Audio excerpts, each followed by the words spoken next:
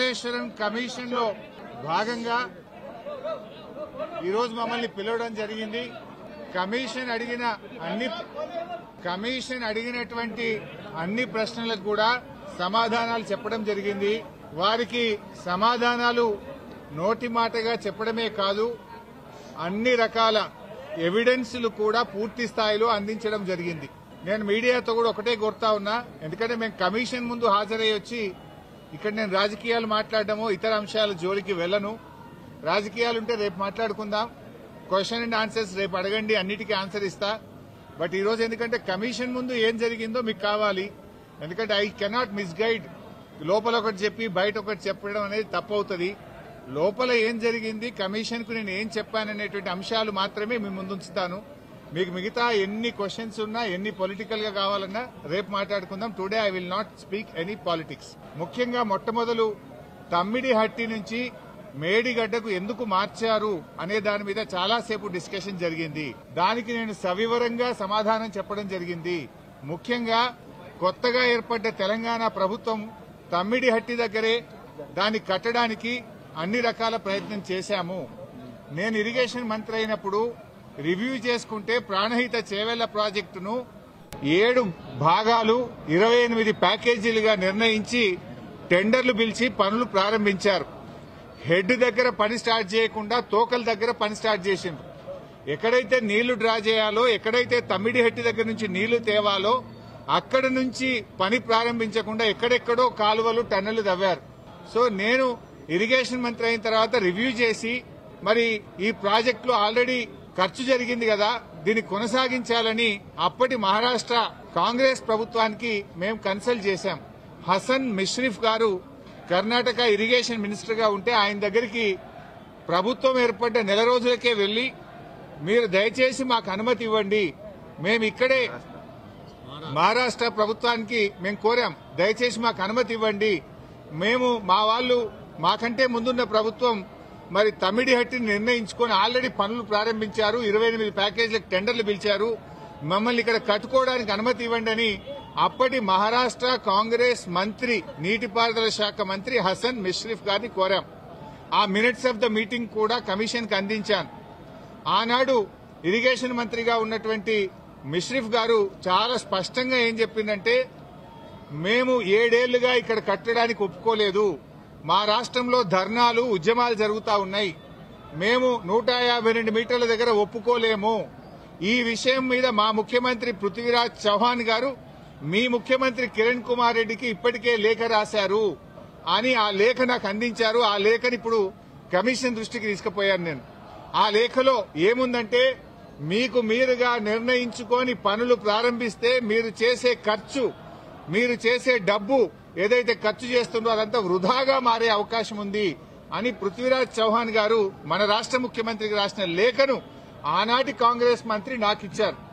అంటే మీరు ఇట్లా పోతున్నారు, తప్పు అనే విషయం, ఆ విషయం కూడా కమిషన్ దృష్టికి తీసుకుపోయాం.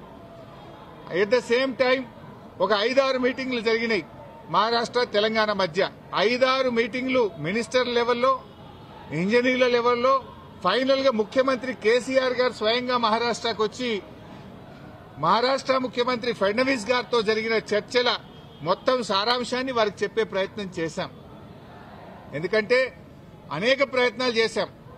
మహారాష్ట్రలో కాంగ్రెస్ ప్రభుత్వంపై బీజేపీ ప్రభుత్వం వచ్చింది. అప్పుడు గిరీష్ మహాజన్ గారు నీటిపారుదల శాఖ మంత్రిగా ఉంటే 2015 జనవరిలో నేను వెళ్లి గిరీష్ మహాజన్ గారిని కూడా మీరు ఎంత నష్టపరిహారం అడిగినా ఇస్తాము, దయచేసి మాకు ఉద్యమాల్లో నుంచి వచ్చిన ప్రభుత్వం, నీళ్ల కోసమే తెలంగాణ ఉద్యమం జరిగింది, నీళ్లే మాకు జీవాధారం, మాకు తమ్మిడిహట్టి దగ్గర అనుమతించండి అని గిరీష్ మహాజన్ గారిని కూడా కోరాం. ఆయన కూడా ససేమిరా అన్నారు. అప్పుడు మన రాష్ట్ర ముఖ్యమంత్రి కేసీఆర్ గారు స్వయంగా మహారాష్ట్రకు వచ్చి అక్కడ మహారాష్ట్ర రాజ్భవన్ లో విద్యాసాగర్ రావు గారి గవర్నర్ గారి సమక్షంలో మహారాష్ట్ర ముఖ్యమంత్రి ఫడ్నవీస్ గారిని 17 ఫిబ్రవరి 2015 రోజు తమ్మిడిహట్టి దగ్గర బ్యారేజ్ కట్టడానికి అనుమతి ఇవ్వండి అని అనేక రకాలుగా కేసీఆర్ గారు మహారాష్ట్ర ప్రభుత్వాన్ని, మహారాష్ట్ర ముఖ్యమంత్రి గారికి విజ్ఞప్తులు చేశారు. అయినా వారు ససేమిరా అన్నారు. ఫడ్నవీస్ గారు మాట్లాడుతూ, మాకంటే ముందు 7 ఏళ్లు కాంగ్రెస్ ప్రభుత్వం ఉండే, 7 ఏళ్లు కాంగ్రెస్ ప్రభుత్వం తమ్మిడిహట్టి దగ్గర ఒప్పుకోనప్పుడు ఇవాళ నేను బీజేపీ గవర్నమెంట్ ఆ రోజు తమ్మిడిహట్టి దగ్గర కట్టొద్దని నేనే ధర్నాలు చేసినా పోరాటాలు చేసినా ఇవాళ నేనెట్లా ఒప్పుకుంటా రాజకీయంగా అది ఎట్లా సాధ్యమైతుంది ఒప్పుకునే ప్రశ్నే లేదని ఆ రోజు కరాఖండిగా మహారాష్ట్ర ముఖ్యమంత్రి గారు కేసీఆర్ గారికి చెప్పారు. 7 ఏళ్లు మహారాష్ట్రలో కాంగ్రెస్, ఢిల్లీలో కాంగ్రెస్, మన దగ్గర కాంగ్రెస్, 3 చోట్ల కాంగ్రెస్ ప్రభుత్వం ఉన్నా తమ్మిడిహట్టి దగ్గర బ్యారేజీలకు ఒప్పించడంలో, అగ్రిమెంట్ చేయడంలో, పనులు చేయడంలో ఆనాటి కాంగ్రెస్ ప్రభుత్వం పూర్తిగా ఫెయిల్ అయింది. నాటి కాంగ్రెస్ ప్రభుత్వంలో ఉత్తమ్ కుమార్ రెడ్డి, కోమటిరెడ్డి వెంకటరెడ్డి, శ్రీధర్ బాబు వీళ్లే తెలంగాణ ప్రాంతం నుంచి మంత్రులుగా ఉన్నారు. మీరు పట్టించుకోలే, 7 ఏళ్లు మీరు చేయలే. బట్ అయినా మేము అన్ని రకాలుగా ప్రయత్నం చేశాం. ఇంత మధ్యలోనే ఈ సమయంలోనే సెంట్రల్ వాటర్ కమిషన్ తమ్మిడిహట్టి దగ్గర నీళ్లు లేవు అని 2 లేఖలు రాసింది. 2 లేఖల్లో స్పష్టంగా అక్కడ నీటి లభ్యత తక్కువ ఉంది, మీరు ప్రత్యామ్నాయం చూసుకోండి అని మనకు కేంద్ర సిడబ్ల్యూసి మనకు చెప్పడం జరిగింది. అదేవిధంగా అదే సిడబ్ల్యూసి మీరు కట్టిన రిజర్వాయర్లు తక్కువ ఉన్నాయి, రిజర్వాయర్ల సంఖ్య పెంచుకోండి అని కూడా చెప్పింది. ఇవన్నీ లెటర్లు కూడా ఈరోజు కమిషన్కి ఇచ్చాం. సిడబ్ల్యూసి నుంచి వచ్చిన 3 లేఖలు ఈరోజు కమిషన్కి ఇచ్చాం. అప్పుడు కూడా కేసీఆర్ గారు ఒకవైపు మహారాష్ట్ర ఒప్పుకోవడం లేదు, రెండవ వైపు నీళ్లే లేవు. ఈ పరిస్థితుల్లో ఏం చేయాలని కేంద్ర ప్రభుత్వ సంస్థ వ్యాప్కోస్ కు కేసీఆర్ గారు మరి ఏం చేయాలో ప్రత్యామ్నాయం సూచించండి అని వ్యాప్కోస్ కు మేము ఇవ్వడం జరిగింది. వ్యాప్కోస్ ఎవరో అల్లాటప్ప సంస్థ కాదు, అది సిడబ్ల్యూసీలో అంతర్భాగము, కేంద్ర జలవనరుల శాఖలో అంతర్భాగము. ఆ వ్యాప్కోస్ కి ఇస్తే వ్యాప్కోస్ లైడార్ సర్వే చేసి డీటెయిల్డ్ గా ఎగ్జామిన్ చేసి మాకు మేడిగడ్డ దగ్గర నీటి లభ్యత ఉంటది, అక్కడ ప్రాజెక్టు కట్టుకోండి అని వ్యాప్కోస్ అనే సంస్థ చెప్పింది. ఆ వివరాలు కూడా కమిషన్ కి అందించాం. సో వ్యాప్కోస్ నివేదిక మేరకు, సెంట్రల్ వాటర్ కమిషన్ సూచనల మేరకు మహారాష్ట్ర ఒప్పుకోకపోవడం వల్ల మన ఇంజనీర్ల రికమెండేషన్ మేరకు ఆనాడు రాష్ట్ర ప్రభుత్వం నీళ్లు లేని చోట నుంచి నీళ్లున్న చోటకు మేడిగడ్డ ప్రాజెక్టుకు రూపకల్పన చేశాం.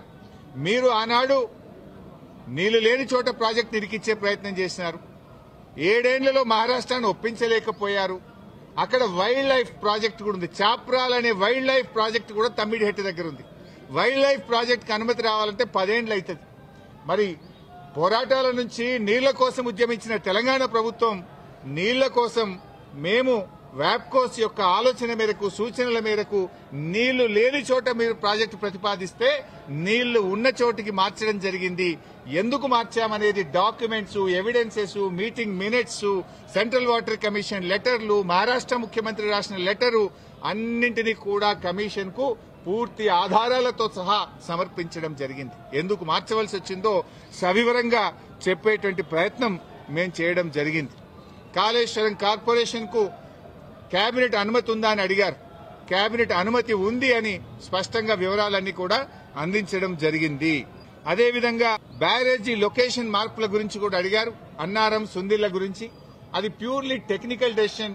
ఇంజనీర్లు డీటెయిల్డ్ సర్వే ఆధారంగా దేశంలో అనేక ప్రాజెక్టులకు కూడా ఈ రకంగా మారుతుంటాయి. మన నాగార్జున సాగర్ కూడా మారింది, ఎస్ఆర్ఎస్పీ ప్రాజెక్టు కూడా మారింది. సో అది ఏదన్నా డెసిషన్ బ్యారేజ్ కొంత ముందుకు వెనకకు జరిగేది అది ఇంజనీరింగ్ డిపార్ట్మెంట్ తీసుకోవాల్సినటువంటి నిర్ణయాలు అనేటువంటి విషయాన్ని కూడా కమిషన్ గారు అడిగినప్పుడు మేము చెప్పడం జరిగింది.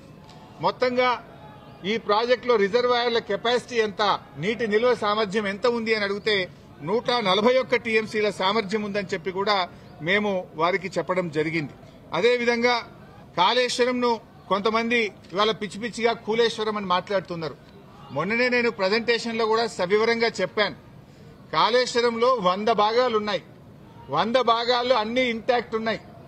లైక్ ఇప్పుడు మనం మొన్న అనుకున్నట్టుగా 3 బ్యారేజీల్లో, అదేవిధంగా కాళేశ్వరంలో 16 రిజర్వాయర్లు, 19 సబ్స్టేషన్లు, 21 పంప్ హౌస్లు, 203 కిలోమీటర్ల గ్రావిటీ టనెళ్లు, 98 కిలోమీటర్ల ప్రెషర్ మెయిన్స్, 1531 కిలోమీటర్ల గ్రావిటీ కెనాల్స్, ఇవన్నీ కూడా ఇంటాక్ట్ ఉన్నాయి.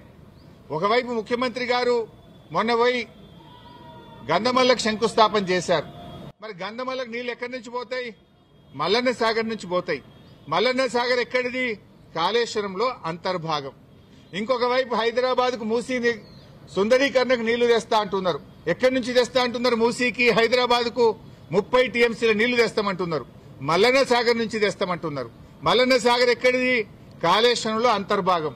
అంటే ఇంత స్పష్టంగా ఒకవైపు ప్రభుత్వమే కాళేశ్వరం మీద ఆధారపడి హైదరాబాద్ కు 30 టీఎంసీల నీళ్లు తేవడానికి టెండర్లు పిలుస్తుంది. ఇంకొక వైపు మల్లన్న సాగర్ మీద ఆధారపడ్డ గంధమల్లకు టెండర్లు పిలిచి ముఖ్యమంత్రి శంకుస్థాపన చేస్తారు. ఇంకొక వైపు కాళేశ్వరం కూలింది, కుప్పగూలింది, కాళేశ్వరం లేదు అంటారు. అంటే ఇవాళ ప్రభుత్వం డొల్లతనం పూర్తిగా బయటపడ్డది. ఎప్పటికైనా కాళేశ్వరమే తెలంగాణకు లైఫ్ లైన్, జీవధార అనేది ఇవాళ ప్రజలకు స్పష్టమైంది. కమిషన్ ముందు కూడా చాలా వివరంగా అన్ని కూడా మేము ఏది నోటి మాటగా చెప్పలే, విత్ డాక్యుమెంటరీ ఎవిడెన్స్, సాక్ష్యాధారాలతో సహా గత ప్రభుత్వంలో తీసుకున్న నిర్ణయాలు, సిడబ్ల్యూసి రిపోర్ట్లు, వ్యాప్కోస్ రిపోర్ట్లు, కేబినెట్ నిర్ణయాలు అన్ని కూడా ఆధారాలతో సహా కమిషన్ కోరిన విధంగా మేము సబ్మిట్ చేయడం జరిగింది.